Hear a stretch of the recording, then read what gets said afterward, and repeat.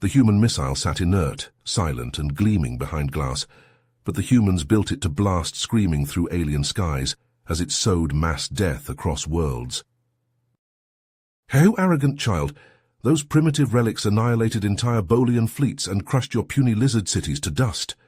Roger Simmons slammed his fist on the plaque, naming the sleek warhead as a peacekeeper missile. The grizzled veteran's eyes flashed with rage at the Bolian officer. Niran stared down at Roger, an amused smirk spreading across his scaly face. "Perhaps those missiles unsettled us centuries ago, human. But Bolian weapons eclipse anything your species ever welded together. That artifact belongs in this museum." Niran pointed to a sleek chrome Bolian fighter hanging nearby. "One burst from that beauty's pulse cannons would vaporize your toy rocket." Roger's nostrils flared, his jaw clenching. "Launch that missile with a live warhead, and your modern ships would be fleeing as it shattered them into blazing scrap. You Bolians only grew arrogant because you've skulked in peace for generations, but we humans know war. We breathe it." "Is that so, old man? Well, I look forward to you proving it. I'm sure that relic will send us running," Niran sneered. "Your species should stick to what you know, serving us drinks and polishing our boots." Roger advanced on the Bolian, hands balling into fists, a vein pulsing on his forehead, but his assistant Liza rushed over. "Sir, please, you have to calm down," she murmured. She turned to Niran. "I'm so sorry. He didn't mean any disrespect. It's just that these artifacts mean a lot to him. Perhaps it's best if he heads home to rest." "Yes, run along, old relic. Polish the dust off that ancient torpedo if it comforts you." Roger fixed the Bolian with a lethal glare. "Careful what you wish for, boy. Throw enough matches and you'll start a fire you can't control." He stormed out, leaving Niran chuckling. But light years away, hidden human surveillance outposts thrummed with alarm as vast Bolian war fleets massed near humanity's borders. Admiral Vickers watched the holodisplays grimly. If those ships attacked, billions would perish under alien guns unless the human fleet could hold the line. Humanity needed a miracle. It might just come in the form of an old missile sitting in a museum, with the power to turn the Bolian fleets into funeral pyres. Days later, alarms blared on the bridge of the UES Dauntless as Admiral Graves strode in, his face grim. "Report," he barked. "Sir, long-range sensors have detected multiple Bolian ships in Sector 12. They're inside our territory," the sensor officer replied. Graves's eyes narrowed. "Hail them, warn them off." The comms officer nodded, then frowned. "Sir, they're not responding. They're ignoring our hails." "Like hell they are," Graves growled. "Helm, set an intercept course, maximum burn."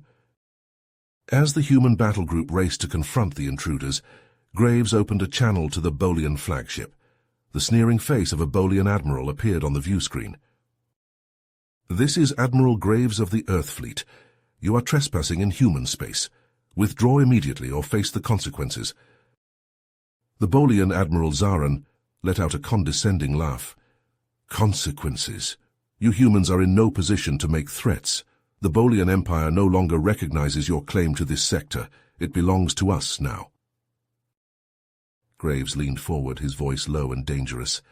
"Listen carefully, Zaran. You do not want to test our resolve. Leave now."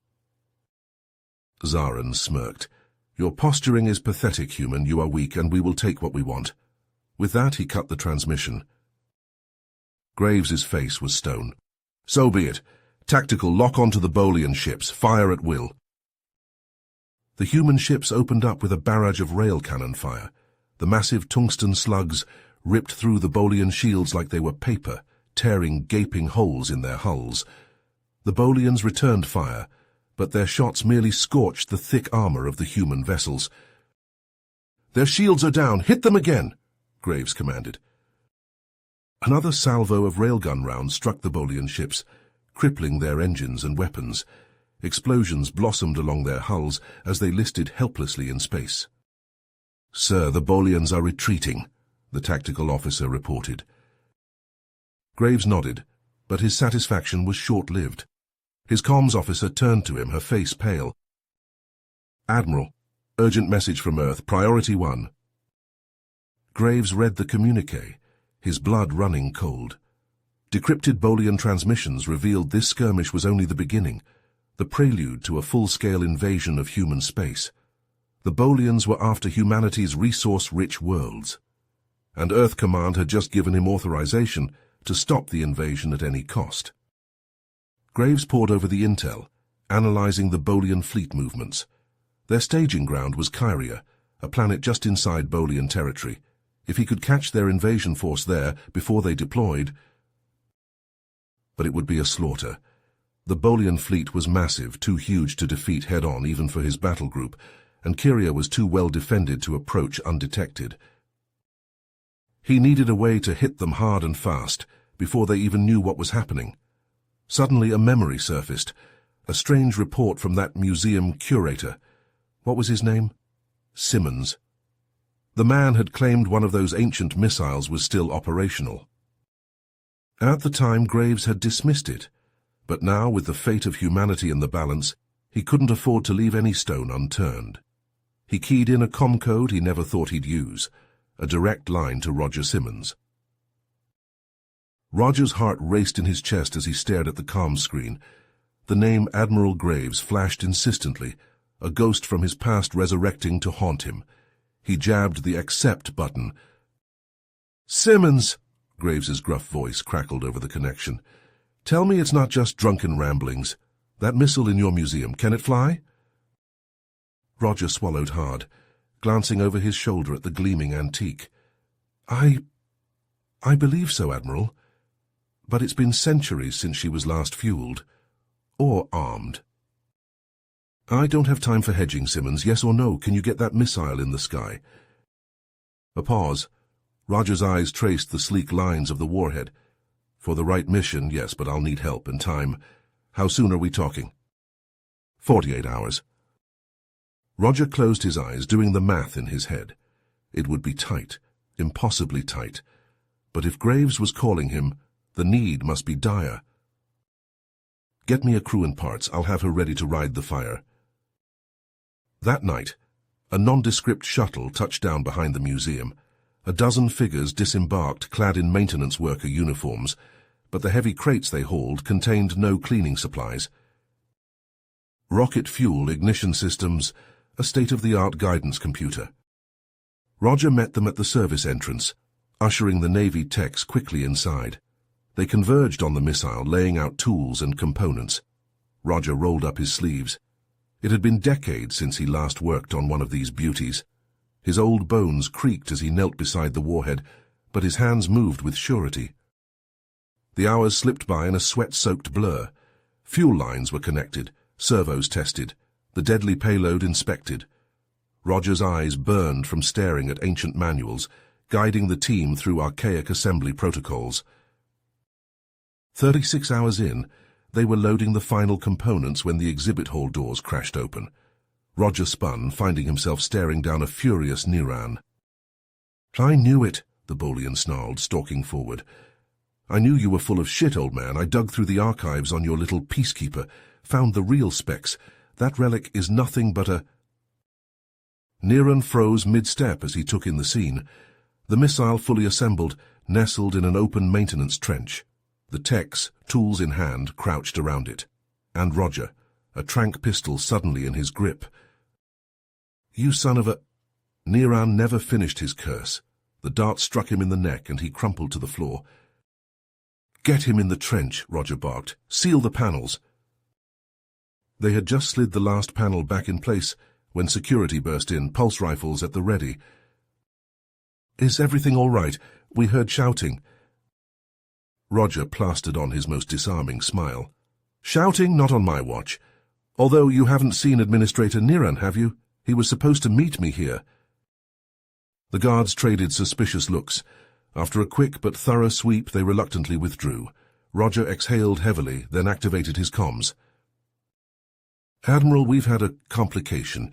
The missile can fly, but we'll need to expedite launch and cut a few corners on the final checks." Graves' reply was terse. "We're out of time, Simmons. The Bolian fleet is pulling out of Kyria. Get that missile in the black, now." Roger turned to the tech's, mouth set in a grim line. "You heard the man. Button her up." In the claustrophobic darkness of the trench, Niran's eyes fluttered open.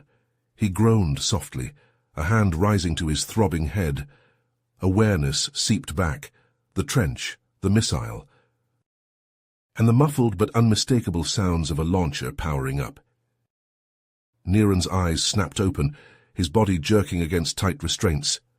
Disoriented, he blinked rapidly, trying to clear the mental fog. Where was he? How did he get here? The memories slammed back. Roger, the missile, the tranquilizer dart. Rage burned away the last cobwebs. He was in the service trench, directly beneath the main exhibit hall. Niran strained against the cords binding his wrists and ankles. They cut into his scales, holding fast. Above him, muffled voices drifted down, punctuated by the clank and whir of tools. The humans were still working on the missile. Panic clawed at his throat. He had to stop them. He thrashed, muscles bunching, veins bulging, but the cords didn't give an inch. His breath came in sharp hisses through the gag. The utter helplessness was maddening. Just as despair started to drag him under, his fingers brushed something sharp. Niran froze. Slowly, hardly daring to hope, he felt along the object. A loose corner of metal, the edge jagged. An access panel on the side of the missile. Gritting his teeth, Niran contorted his body, ignoring the screaming protest of his muscles. His bound hands scrabbled at the panel, fighting for purchase. Finally, his fingers hooked around the edge. He began rubbing the cords against the sharp metal, heedless of how it gouged his own flesh. Warm blood welled, but he didn't stop. The fate of his people hung in the balance. In the exhibit hall, Roger watched tensely as the final lines of code uploaded to the missile's guidance system. "That's it, we're locked in," the technician reported. He hesitated. "Sir, are we sure about this? We've bypassed a lot of safety. If this bird doesn't fly, a hell of a lot more than safety protocols will be lost," Roger snapped. He activated his comm. "Admiral, we'll be ready for launch in 15. The plan is go for low orbital insertion, then a steep, unpowered descent on the Bolian anchorage. With any luck, their countermeasures won't even pick us up." Roger had barely signed off when the museum guards burst in, weapons drawn. "Nobody move," the lead guard barked. "Where is Administrator Niran?" Roger stepped forward, hands raised placatingly. "Gentlemen, I'm sure there's no need for—" A resounding clang echoed from beneath their feet, from the service trench. Niran pounding frantically on the panels with his partially freed hands. "What the hell?" The guards fanned out, wrenching at the floor panels. "Administrator Niran, sir, are you down there?" "Launch," Roger bellowed. "Launch now." Klaxons blared, emergency lights flashing red. With a hydraulic groan, the missile platform began to rise, slotting into place as the exhibit hall panels peeled away above it. The guards scrambled back, shouting in terrified confusion. In the trench, Niran ripped the gag away, gulping air. "Shoot them!" he screamed. "Shoot the humans! Stop that missile!" Roger and his team sprinted for the blast doors as plasma bolts sizzled past. Roger cried out, a shot punching through his back, and crumpled. The technicians didn't hesitate, sealing the doors and slamming their fists down on the emergency launch button. The missile's engines roared to life, tongues of fire blossoming as the entire war museum trembled under the onslaught of unimaginable power. In the trench, Niran could only stare at the glowing boosters in dawning horror. The ancient weapon tore free of its restraints and stands with a shriek of metal, fire and smoke belching. Chunks of the museum's roof rained down as the missile blasted out into the night sky, the shockwave hurling everyone to the ground. Miles above, Admiral Graves watched a new blip appear on his screens, rising from the planet's surface. "Missile away," he breathed. "Gods be with you, Simmons." With an earth-shaking roar, the missile erupted from the shattered roof of the museum, corkscrewing into the night sky on a pillar of blinding flame. Chunks of ferrocrete and twisted metal rained down, crashing through the exhibit halls. Inside, Niran staggered out of the smoke-filled service trench, coughing and choking. His eyes watered from the acrid fumes. He spotted Roger's crumpled form and rushed over, rolling the human onto his back. "What have you done, you fool?" Niran snarled, seizing Roger's collar. But the old man's sightless eyes stared past him. Dark blood pooled beneath his body. Niran hissed a curse and slammed his fist into the floor. Too late to interrogate the human. The whine of incoming aircraft made Niran's head snap up. He sprinted outside, waving his arms frantically as Bolian security transports descended, kicking up clouds of dust. "Contact the fleet!" Niran screamed over the roar of the engines. "Warn them, the humans have launched an attack!" Miles above, Admiral Graves gripped the arms of his command chair, his knuckles white as he watched the missile's tracking beacon race across the system map. "They're approaching Kyrian orbit," the tactical officer reported, his voice tight. 2 minutes to target lock." Graves nodded curtly. Around him the bridge crew shifted uneasily, exchanging glances. "Sir," the comms officer ventured, "are we certain this will work? That missile is ancient. Surely the Bolians will just swat it down." Graves fixed the officer with a piercing stare. "Never underestimate human ingenuity, Lieutenant, especially when it comes to weapons." On the Bolian flagship, alarms blared as Niran's frantic warning came through. Admiral Zaran stormed onto the bridge, his eyes narrowed. "What is this nonsense about a human missile? We should be preparing for the invasion, not chasing phantoms." His second-in-command, Commander Voss, stepped forward. "Sir, the warning comes directly from Administrator Niran. He reports the humans launched some kind of antique rocket. Apparently it's headed straight for us." Zaran scoffed, and naturally that fool Niran panicked. "I'm sure it's nothing our point defenses can't handle." "But, sir," Voss persisted, "if the humans have managed to restore an old weapon, perhaps we should—" "Enough," Zaran snapped. "I will not be made a fool of by some decrepit human toy. Maintain course and let the automated defenses deal with it. I don't want to hear another word about this so-called missile." Voss's protest died on his lips as Zaran shot him a venomous glare. He swallowed hard and turned back to his console, a cold knot of dread settling in his gut. The missile streaked towards the Bolian fleet, a silent silver arrow against the stars. It plummeted in an unpowered dive, its reflective hull shielding it from the ship's sensors until it was too late. "Contact!" a Bolian sensor operator yelled. "Incoming projectile!" Zaran leaped to his feet. "Impossible! Fire countermeasures! Destroy it!" But the missile was already among them, a cold-blooded killer amidst the flock. It plunged into the heart of the Bolian formation and detonated. What should have been a conventional explosion was anything but. The ancient warhead, never intended for centuries of storage, had decayed and destabilized. The chemical explosion collapsed the radioactive core in on itself, sparking a runaway fusion reaction. For a split second, a new star blazed amidst the fleet. Then the light went out, replaced by an expanding sphere of plasma and hard radiation.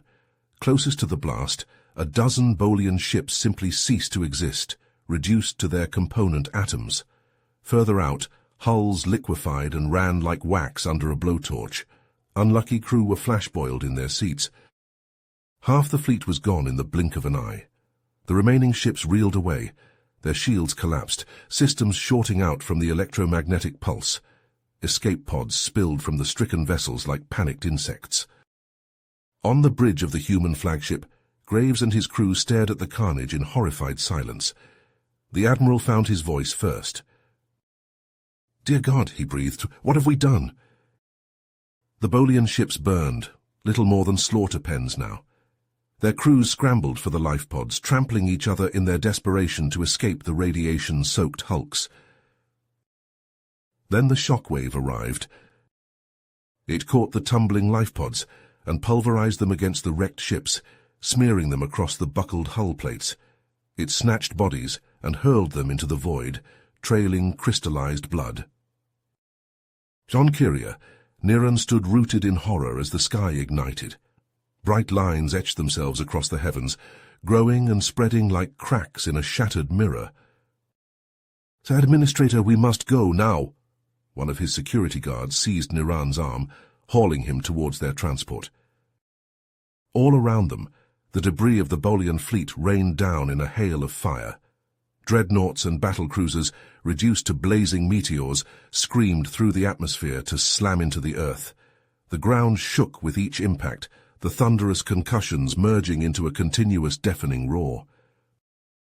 Buildings toppled and spires collapsed as the flaming wrecks crashed down among them, laying waste to Bolian cities and fortifications.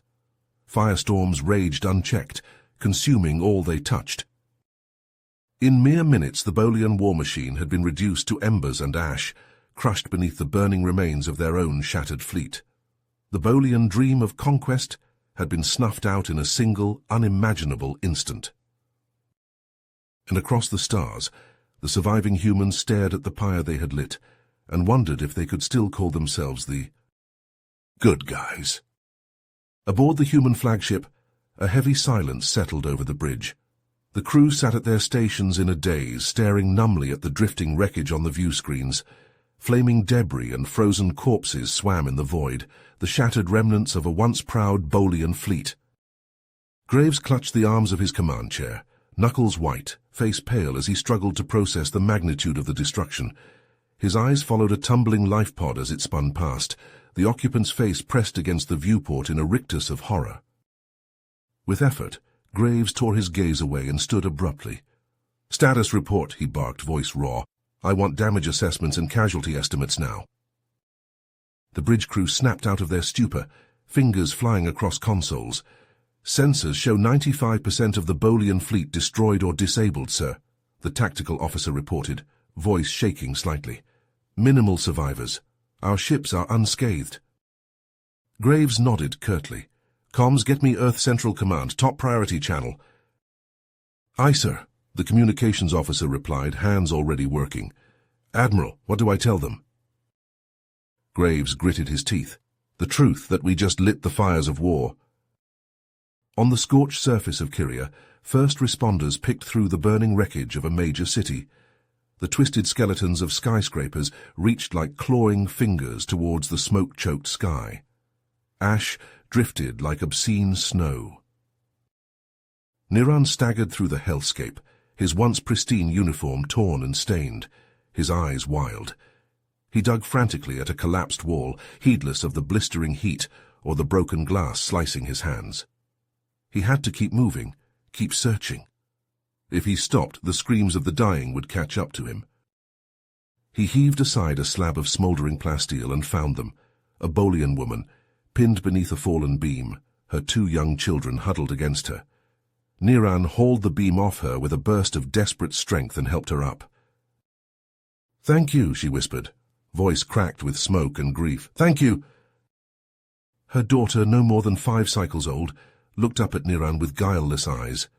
"Why?" she asked plaintively. "Why did the humans do this to us?" Niran could only shake his head, throat tight with unshed tears. There were no answers, only agony and ash. Half a galaxy away, the Bolian High Council convened in emergency session. The councillors' voices rose in a panicked cacophony, echoing in the vaulted chamber. "The humans have gone mad. We must strike back immediately, scour their worlds from the stars. Deploy the fleet, full invasion." Elder Councillor Ven rose slowly from his seat, his aged features etched with sorrow and weariness. He raised a hand for silence, and gradually the shouts died away. "My friends," Ven said, voice heavy, "this is a dark hour.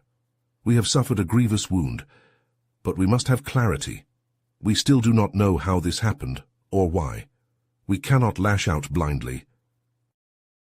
"They slaughtered our people," Councillor Zan snarled, slamming a fist on the table. "We know enough."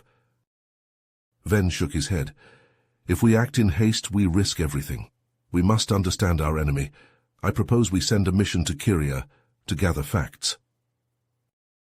Mutters circled the table, but no one could muster a cogent argument.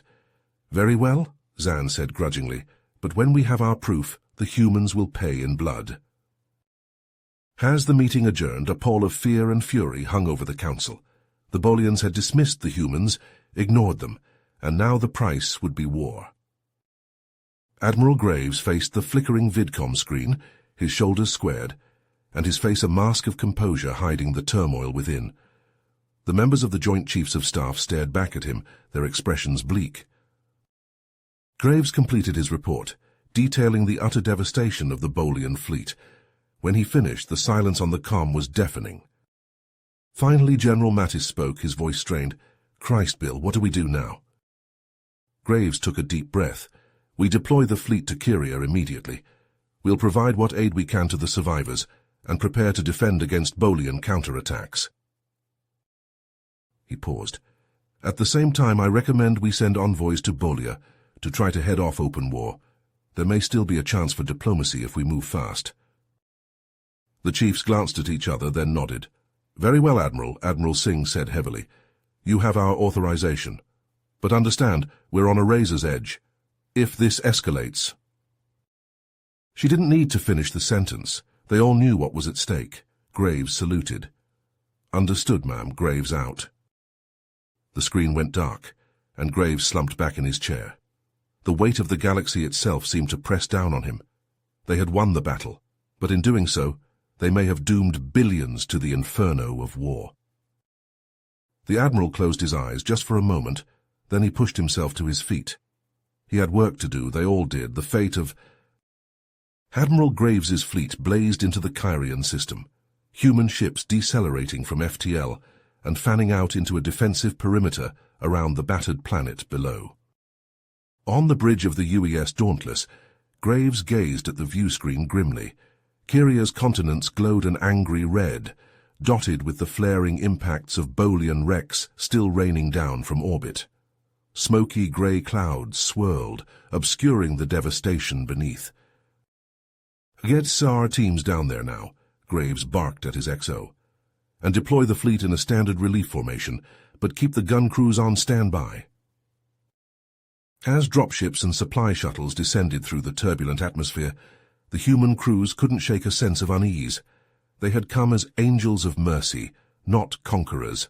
But every Bolian face that turned upwards, every clawed hand that reached out, was attached to a potential foe. On the surface, Niran picked his way through the rubble-choked streets, a tattered band of survivors trailing behind him. Bolian soldiers, their once crisp uniforms scorched and torn, eyed the descending human craft warily. "Why are they here?" a sergeant muttered, talons tightening on his rifle. "Scouting the kill, claiming their prize?" Niran held up a placating hand. "They're here to help. We need to work with them, not—" A plasma bolt sizzled past, narrowly missing a human dropship. It wobbled, then steadied as a voice crackled over the open comms. "Cease fire! We're here on a relief mission!" But more Bolian weapons were swinging upwards, primed by pain and suspicion. Niran shouted for them to stand down, but his voice was lost in the sudden thunder of plasma and projectiles. In orbit, the Dauntless's tactical officer whirled to face Graves. "Sir, we're taking fire from the surface. Bolian units are engaging our transports." Graves leapt to his feet. "Get me a line to their commander, now."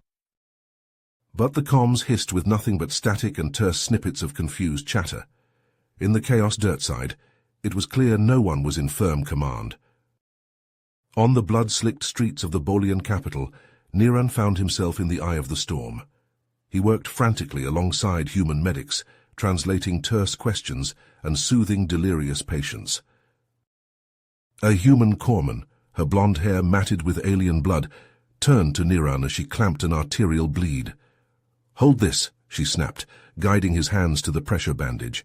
Niran complied, swallowing his revulsion at the strange hot pulse of human blood.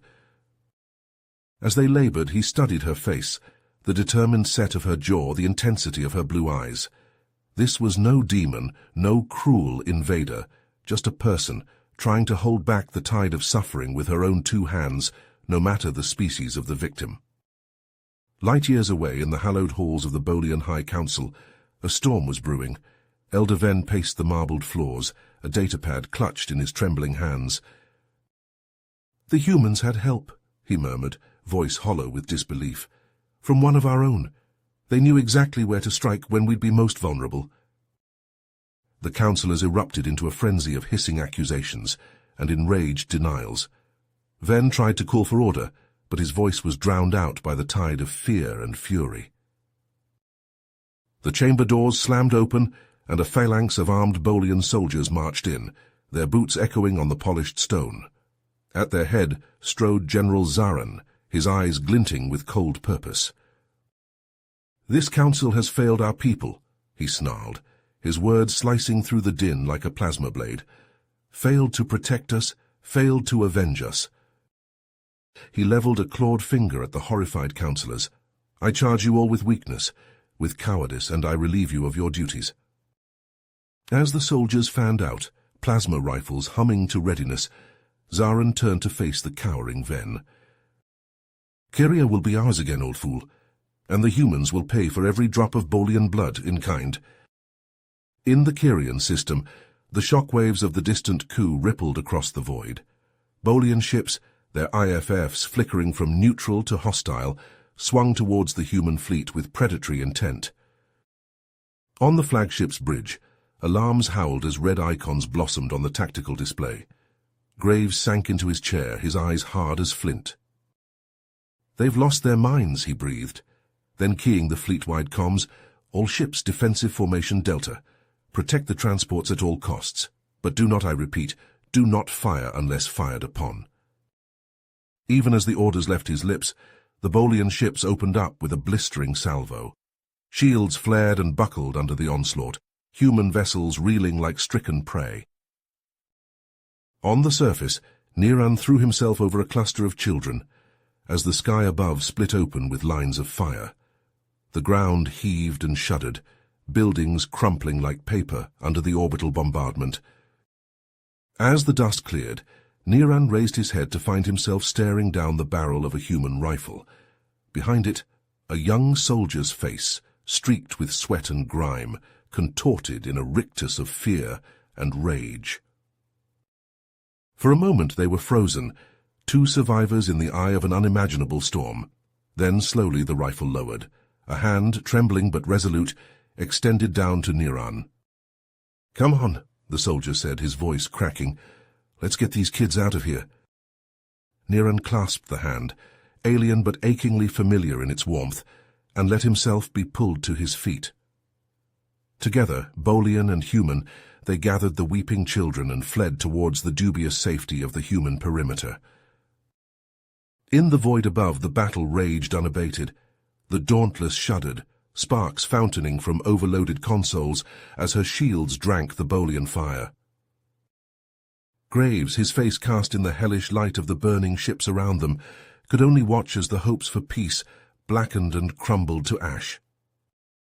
The war had begun in earnest, and it would not be sated until one side or the other had been scoured from the stars. And in that moment, staring into that abyss of hate, Graves found himself wondering if in the end it would even matter which.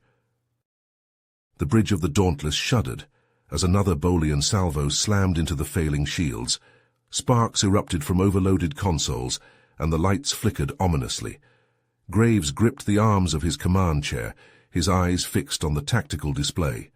The human fleet was being pushed back, the Bolian ships pressing their advantage with relentless fury. Suddenly a massive shadow fell across the battlefield. A ship, vaster than any Graves had ever seen, dropped out of warp at the edge of the system. It dwarfed the human and Bolian vessels like a whale among minnows. "Sir," the comms officer called out, his voice tight with tension. "We're being hailed by the new arrival. They identify themselves as the Galactic Council." Graves' eyebrows shot up. The Galactic Council, the neutral arbiters of the spacefaring races. What were they doing here now? He nodded to the comms officer. "On screen." The view screen flickered and resolved into an image of a chamber that seemed to stretch into infinity. At its center stood a tall, ethereal figure, its features androgynous, and its eyes glowing with an inner light. "I am Valok of the Galactic Council," the figure said, its voice resonating through the bridge. "We demand an immediate cessation of hostilities. Lay down your arms, both of you." Graves leaned forward. "This is Admiral Graves of the Earth Fleet. We will comply." He turned to his tactical officer. "Stand down all weapons." But on the Bolian flagship, Admiral Zir snarled at the image of Valok. "We do not recognize the Council's authority here. This is our fight, and we will finish it." The Bolian ships, rather than standing down, intensified their attack, plasma bolts hammering into the human shields. Valok's eyes narrowed. "So be it." In a shocking display of power, the Council ship opened fire. Beams of incandescent energy lanced out, piercing the Bolian ship's shields as if they weren't even there. The Bolian vessels reeled, their weapons falling silent, engines flickering out. Zir's eyes widened in disbelief as he watched his fleet being dismantled with clinical precision. "Impossible," he whispered. Then louder, "All ships, stand down! Stand down!" As quickly as it had begun, the battle was over. The Bolian ships hung dead in space, the Council ship looming over them like a silent judge. On Kyria's surface, Niran and David staggered into a human encampment, a gaggle of wide-eyed Bolian children in tow. As medics rushed to tend to the youngsters, the two soldiers collapsed against a supply crate, exhaustion etched into every line of their faces. Niran looked up at the sky where the flashes of distant battle had given way to an eerie calm. "I can't believe it," he murmured. "The Council, they actually intervened. They stopped the fighting." David frowned, his gaze distant. "Yeah, they did. But something about it doesn't sit right with me." Niran turned to him, brow furrowed. "What do you mean?" "That ship, the way it just appeared out of nowhere, and its weapons." David shook his head. "I've never seen anything like it. It's way beyond anything the Council should have." "You think they've been holding out on us?" "I think there's more going on here than meets the eye." David's jaw tightened. "And I intend to find out what." Aboard the Council ship, Graves and Zir sat across from each other at a gleaming conference table, Valok presiding over them like a stern headmaster. The room hummed with a subtle energy, the very air seeming to vibrate with power. "Gentlemen," Valok began, its voice smooth as silk, "let us dispense with the posturing. This conflict serves no one. It is time for a truce." Zir bristled, his claws flexing. "The humans attacked us without provocation. They—" "And you responded with equal aggression," Valok cut in, its tone sharpening. "Neither side is blameless here." Graves leaned forward, his eyes hard. "What are you proposing?" "A simple agreement. The humans will withdraw from Kyrian space, and the Bolians will cease all hostile actions against human worlds. A return to the status quo, as it were." Zir and Graves glanced at each other, suspicion and grudging respect mingling in their gazes. Slowly, reluctantly, they both nodded. "Excellent." Valok stood towering over them. "I will have the agreement drawn up." As Valok glided from the room, Graves couldn't shake the feeling that they had just been played. The Council's representative had guided the conversation with expert subtlety, steering them towards the predetermined outcome. And then there was the technology. As Graves stood to leave, his eyes caught on a control panel on the wall. The interface was eerily familiar, the buttons and dials arranged in a pattern he knew all too well. It was a human design, he was sure of it. On Kyria, the human ships were preparing to depart, the last of the ground troops pulling out. David found Niran overseeing the evacuation of a Bolian field hospital. "Niran," David called out, jogging over to him. "I need to talk to you." Niran turned, his eyes questioning. "What is it?" "I was right about the Council. Something's not adding up." Niran frowned. "What do you mean?" "Think about it. They show up out of nowhere with technology that's leaps and bounds beyond anything we've seen. They strong-arm us into a truce, and then they just leave?" David shook his head. "No, there's more to this." Niran's eyes widened. "You think they're playing us, both of us?" "I think we need to find out, and I can't do it alone." David held out his hand. "I need your help." Niran hesitated for only a moment before clasping David's hand. "What did you have in mind?" A short time later, Niran stood before Admiral Graves on the bridge of the Dauntless. The human ships were arranged in a loose formation, the blue-green orb of Kyria receding behind them. "Admiral," Niran began, his voice formal. "I wish to request permission to remain with your fleet." Graves raised an eyebrow. "For what purpose?" "As a liaison, to foster better relations between our peoples. If we are to maintain this peace, we must learn to understand each other." Graves studied him for a long moment, his eyes searching. Then slowly he nodded. "Permission granted." As Niran took his place beside David at the rear of the bridge, Graves turned back to the view screen. The stars stretched out before them, cold and infinite. He couldn't shake the feeling that this was just the beginning, that somewhere out there a greater danger lurked, waiting to be uncovered. But for now they had peace. Fragile and tentative, but peace nonetheless. And perhaps with humans and Bolians working together, they could find a way to make it last. The Dauntless leapt forward, the stars blurring into streaks of light as the ship hurtled towards the unknown. As the human fleet streaked through the void towards Earth, Niran hunched over a console on the Dauntless's dimly lit bridge, his claws flying over the controls. Data from the Council ship's systems scrolled across the screen, lines of code that held the key to a terrible truth. "There," Niran hissed, pointing at a block of text. "See that? Those are human engineering protocols." David leaned in, his brow furrowed. "You're right. But how did the Council get their hands on our tech?" "That's what we need to find out." They dug deeper, sifting through layers of encryption. What they found sent chills down their spines. Schematics for advanced weapons, reverse-engineered from the technology of a dozen races. Correspondences detailing the covert funneling of these weapons to various factions, stoking the fires of war across the galaxy. And at the heart of it all, a simple, chilling phrase: perpetual conflict equals perpetual control. Aniran sat back, his scales pale. "The Council? They've been playing us all for fools. They don't want peace, they want domination." David nodded grimly. "And we've handed them the perfect tool, the missile, the battle at Kyria. We've given them exactly what they need to tighten their grip. We have to warn Earth before it's too late." They raced back to the human homeworld, but as they dropped out of warp, their hearts sank. A vast fleet hung in orbit, the sleek ships bearing the Council's sigil, and at the center, the massive dreadnought of Valok himself. "Attention, humans," Valok's voice boomed over the comms. "You have violated the truce by sending spies into our territory. Surrender now or face the consequences." On the Dauntless's bridge, Graves clenched his fists. He had suspected the Council's treachery, but to see it laid bare like this— "This is Admiral Graves of the Earth Fleet," he broadcast back, his voice steely. "We will not surrender to your tyranny. If it's a fight you want, then a fight you'll get." He turned to his crew, his eyes hard. "Activate the planetary defense grid." Across Earth's orbit, long dormant platforms stirred to life, gun turrets and missile pods emerging from their armored shells. A relic from a darker time, when humanity had learned the hard way the cost of being unprepared.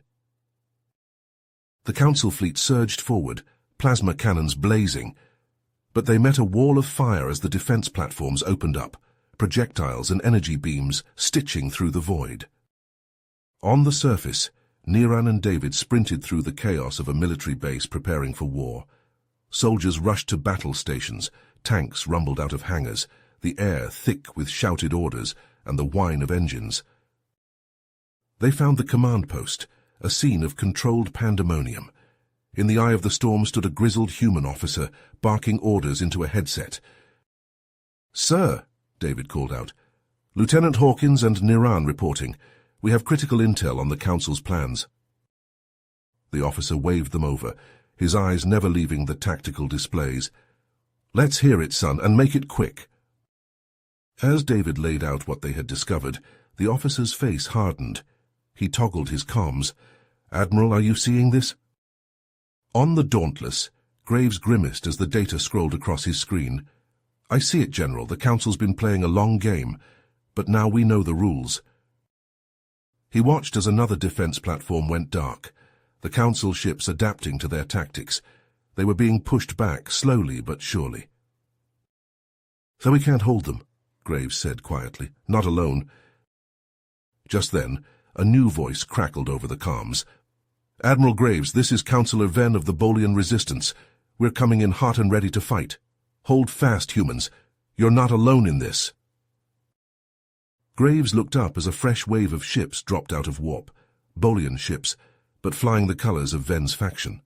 They plunged into the fight, catching the Council vessels in a withering crossfire. On the planet below, Niran and David hit the ground as an explosion rocked the base. Council dropships were landing, disgorging troops in sleek battle armor. David rolled to his feet, his rifle already barking. Beside him, Niran fired his own weapon, the two of them falling into a seamless rhythm as they fought back the invaders.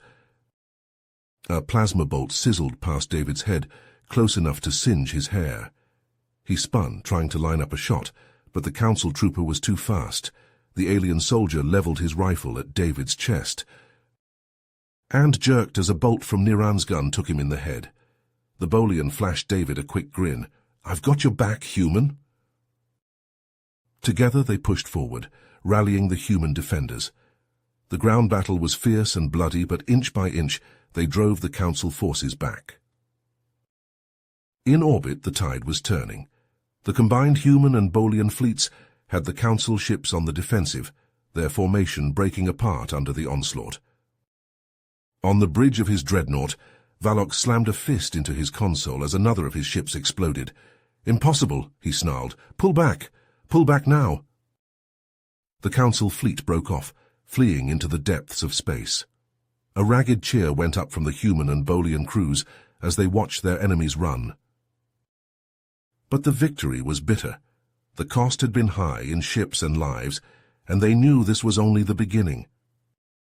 In the aftermath, as the fires were put out and the wounded tended to, the leaders met. Graves, Venn, Niran, and David gathered in a makeshift war room. "The Council's plans have been exposed," Venn said, his voice weary but determined. "But they won't stop. They'll regroup, come at us again." Graves nodded. "Then we'll be ready. We'll forge a new alliance, a true partnership between our peoples. No more lies, no more manipulation." Niran and David exchanged a look. They had seen firsthand the strength that came from standing together. "We're with you," David said, "till the end." They clasped hands, human and Bolian, soldier and diplomat, a new bond forged in the crucible of war. But even as they made their vows, a shadow hung over them. Out there in the darkness of space, the Council lurked, wounded but not broken. And they would be back. In the aftermath of their hard-won victory over the Council, Niran and David waste no time. They assemble a joint task force of human and Bolian operatives, the best of the best, and set out to hunt down the remaining Council forces scattered across the galaxy. It's grueling work. The Council's tendrils run deep, and every lead seems to uncover a new layer of their machinations. On a desolate moon, they uncover a hidden Council data cache, filled with stolen schematics and coded transmissions. In the seedy bars of a frontier space station, they extract a terrified informant who spills secrets of Council agents infiltrating the highest levels of planetary governments. Piece by piece, a disturbing picture emerges.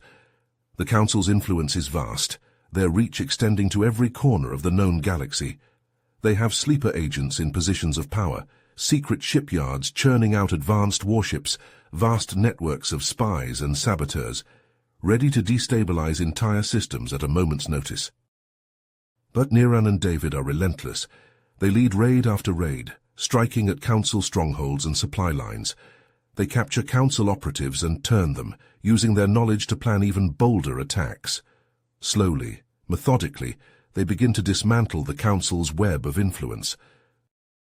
It comes at a heavy price. In a firefight with Council loyalists on a remote outpost, 2 of their team are cut down. In a sabotage mission gone wrong, another is captured and never seen again. Each loss hits hard, but Niran and David press on, driven by their shared resolve. Then disaster strikes. On a routine recon mission, their ship is ambushed. Council fighters strafe the hull, breaching the reactor. Niran is caught in the explosion, his body ravaged by searing plasma. As he lies in the medbay, drifting in and out of consciousness, David sits by his side, gripping his hand. "We're going to finish this," he whispers fiercely. "I swear it, no matter what it takes." Niran can only nod weakly, his eyes fluttering closed. When he wakes again, days or weeks later, his body is a patchwork of grafts and cybernetics. But his mind is clear, and his resolve stronger than ever. They finally catch a break when they capture a high-ranking council operative. Under interrogation, he breaks, revealing the location of a secret base deep in uncharted space. "It's the heart of their operation," he babbles, "where they're building their new fleet. Dozens of ships more advanced than anything you've ever seen." Niran and David exchange a look. They both know this is it, their chance to cut the head off the snake. They gather their forces and plan their attack. It will be their most daring operation yet, a direct assault on the heavily guarded shipyard. Many of their soldiers voice doubts, pointing out the base's formidable defenses and the sheer number of council ships. But David silences them with a look. "This is what we've been fighting for," he says, his voice ringing with conviction. "This is our chance to end the Council's threat once and for all. It won't be easy, but I believe in each and every one of you. Together, we can do this." As they make their final preparations, Niran pulls David aside. "Are you sure about this?" he asks quietly. "The risks?" David clasps Niran's shoulder, his eyes blazing with determination. "I've never been more sure of anything. This is our moment, Niran, our chance to make a difference, to create a future worth living in." Niran nods, his own resolve hardening. "Then let's get it done." The attack is chaos from the start. Council ships rise to meet them as soon as they drop out of warp, plasma cannons blazing. Niran leads a fighter squadron, wheeling and diving through the maelstrom of fire, drawing the council ships away from the base. Meanwhile, David leads the ground assault. They blast their way into the shipyard, planting explosives on the half-built council warships, sabotaging the construction bays. But the resistance is fierce. Council soldiers seem to pour out from every corridor and hangar, forcing David's team into a bloody running battle. As the explosions begin to rip through the base, David orders a retreat. "Fall back to the extraction point," he yells over the comm, his voice hoarse. "We've done what we came here to do." But as they fight their way back to their ships, disaster strikes. A plasma blast catches David square in the chest, burning through his armor like paper. He falls, his weapon clattering to the deck. Niran, still locked in a dogfight above the base, hears David's pained gasp over the comm. "David!" he yells, fear and desperation clawing at his throat.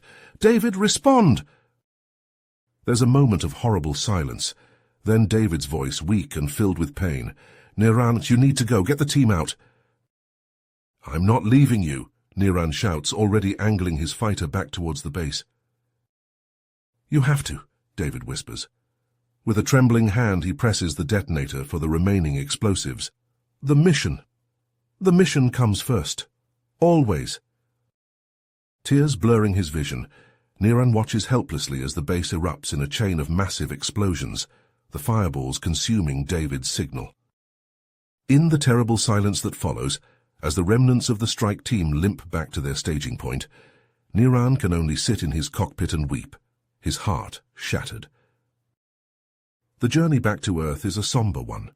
Niran, still nursing his own wounds from the ambush, spends most of it in silent mourning, replaying his final moments with David over and over in his mind.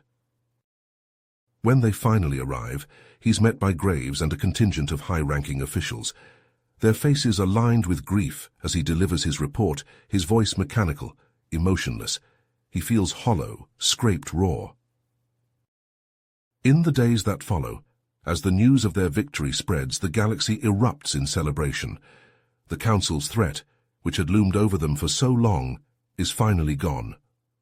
But for Niran, the triumph is ashes in his mouth. The memorial service for the fallen is a grand affair, attended by dignitaries from 100 worlds. Niran stands on the podium, staring out at the sea of faces, and tries to find the words. "David Hawkins," he begins, his voice shaking, was a hero. Not just for how he died, but for how he lived. He believed with every fiber of his being in the possibility of a better future. A future of peace, of understanding between all races. He fought for that future, bled for it, and in the end he gave his life for it. As he speaks, he can almost feel David's presence beside him, can almost hear his voice whispering in his ear. Live for me, Niran. Live, and make that future a reality. After the service, as the crowds begin to disperse, Graves approaches Niran. I need to talk to you, he says quietly, leading Niran to a small private room. There he lays out his plan. In the wake of the Council's defeat, a new galactic order is taking shape, an alliance of races dedicated to the ideals of cooperation and mutual understanding that Niran and David had fought for. We want you to be a part of it, Graves says, his eyes intense.